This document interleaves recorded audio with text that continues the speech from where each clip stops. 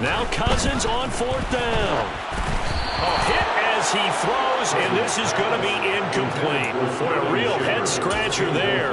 And the Bucs are going to take over with excellent field position to boot. So they take a big chance here in their own territory. And you think the coach may have some questions to answer?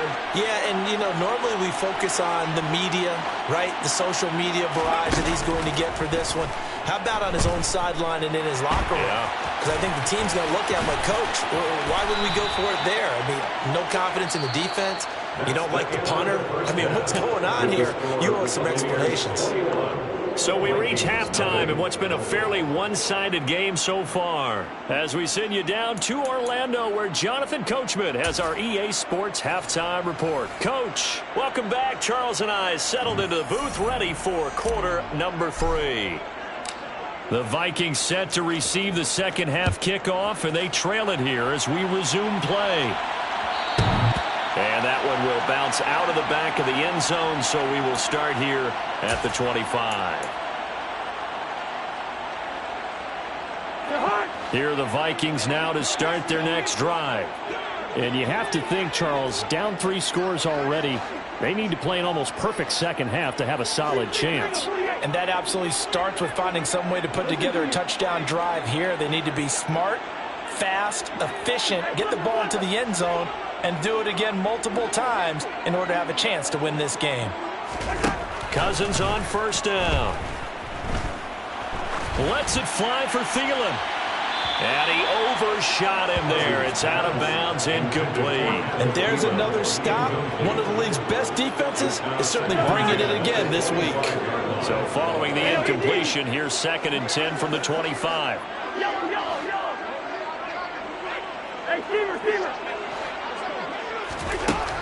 Working out of the gun, Cousins. And this is incomplete. Well, partner, they've certainly played up to their top 10 defensive ranking this week. They've stifled this opposing offense throughout this game. This contest is now lopsided because of their efforts, and there's still a quarter to go. Now Cousins.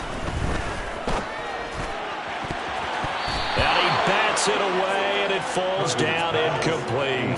The passing windows are just not there, and that's just another example of how great this defense has been all game long. And that's exactly what a top 10 defense can do. They can really change the game tempo and frustrate you as you try to execute offensively.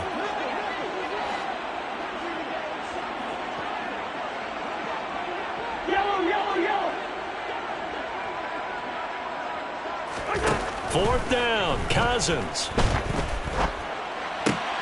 Looking for his receiver, Sharp, and it's intercepted. Well, I think everyone who's watching was certainly hoping to see things get a little bit better for them in this half, but it was a downright miserable first half that's carried over with an interception to begin the second half. That's a defeated offense right there, and there's still a lot of game left. I don't think that's the last turnover we're going to see today, partner. And they're going to get this down inside the 15. I know sometimes we can get fooled when we watch him make catches, as we just saw him do there, because he really looks like a wide receiver the way he goes about his business. Yeah, 230, 240 range. Yeah, not super huge.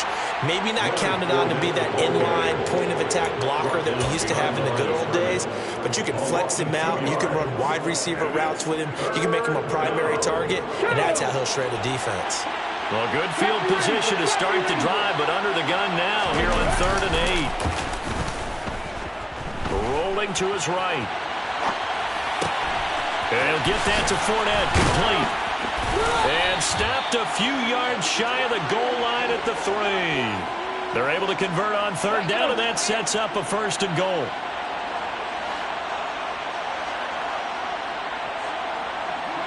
Now they bring one of their tight ends in motion right. Fournette going to be hit and met at the line of scrimmage. They get him down at the 3. They'll go again from the 3 here on 2nd and goal. Fournette again. And not a whole lot there as he'll get him down at about the 2. The second down play, not much better than the first, just a gain of 1 there. Well, the spotlight hit him once already tonight as he got into the end zone. He was trying to make it a double spotlight, wasn't he? But credit the defense, bottling him up, not letting him get in for the second score there. On the move to his left. And that is incomplete. They certainly did a nice job improvising there, extending the play, hoping someone would come open downfield, but they never did. Here we go, here we go.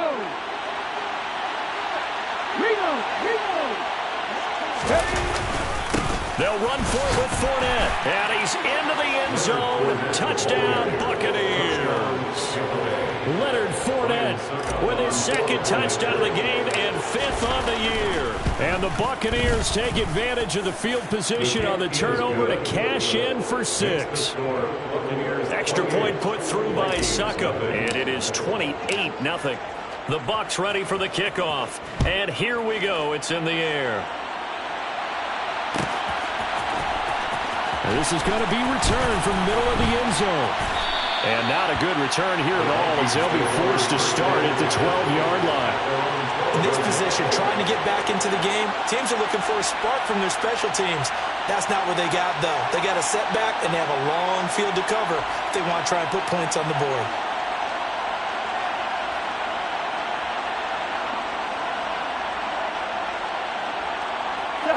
The Minnesota offense about ready to get this next drive underway. Well, we haven't exactly been treated to a nail-biter in this one, CD, and if they cannot score here, this one's pretty much all but over. Are you saying that you feel like people are starting to think of... And the third interception thrown by Cousins. Picked up by Levante David. And the Buccaneers are going to take possession of the football. Well, to be blunt, not a whole lot has gone right for this defense in this ball game. But that's something right there. Still in the third quarter. It would take something around miracle territory for a comeback, but maybe that's a start, Charles. It certainly is, and they're definitely showing that there's some fight still left in them. Hasn't been a banner day, but they're trying their best to put that disappointment behind them and find ways to make plays. So 1st and 10, and if they score on this drive, might have to start digging in our second-half blowout material. Fournette running right, and he will lose yardage and be backed up to the 24. That's going to go as a loss of 4, and it'll be 2nd down.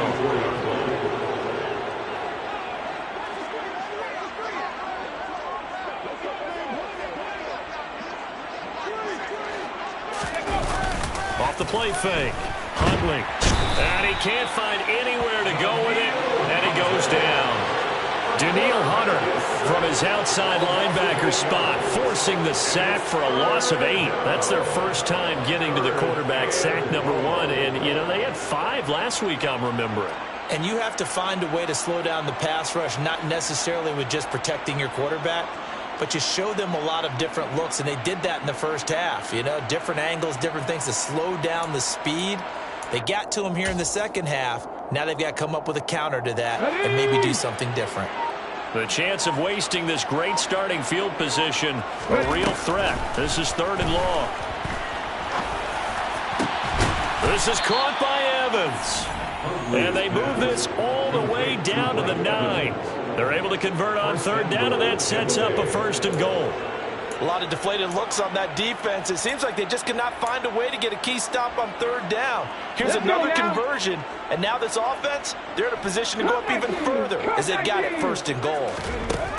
Out of the gun, they'll look to throw. A quick throw knocked away and incomplete. That's not the first time they've gone his way on this drive, and they were obviously keyed into him because they were there to help break that pass up. Another shot from the 9 on 2nd and goal.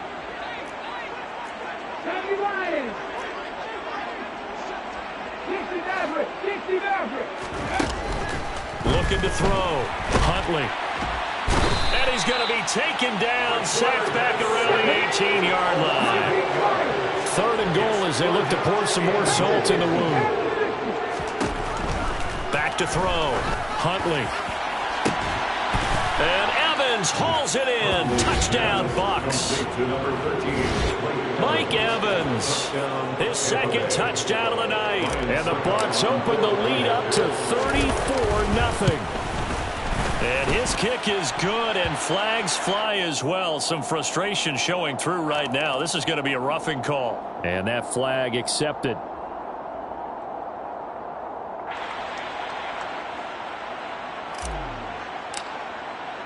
After the roughing penalty on the PAT, they'll kick off from 15 yards further upfield. And that'll carry over the back line of the end zone for a touchback.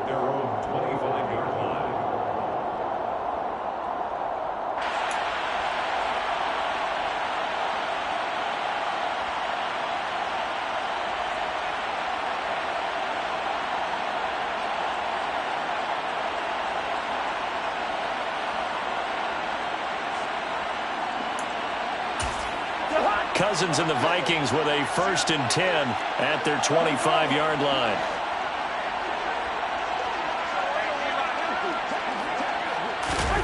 They go back to the air here after the INT on the last drive. Eluding the pressure right. Oh, going for Jefferson downfield. And that will be incomplete. Would have been a big hitter if they had connected. Instead, it's 2nd down. His impatience has to be bubbling over, trying to find a way to get his team to the end zone for the first time. He did find a way to break contain and get outside to buy his receivers a little extra time, but the connection couldn't be made on that throw. On 2nd and 10, Cousins. He's going to take another shot here. And that's caught inside the 35. And he'll be knocked down at about the 26-yard line. Well, he's been doing this for a lot of years, and the arm strength still there, and he showed it off on that one.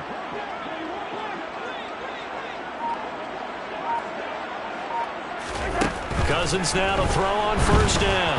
And he'll be hit as he releases it, and that'll fall incomplete. Well, they certainly aren't letting up today, partner, because they've forced big turnovers already, and it's been incredibly tough for them to get yards against, let alone put points up on the board.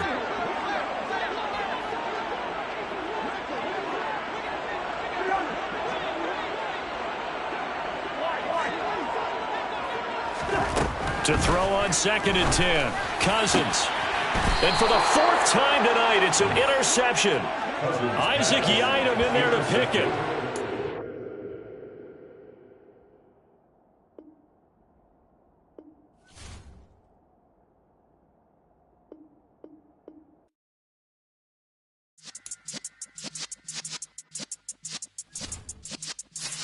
Yeah.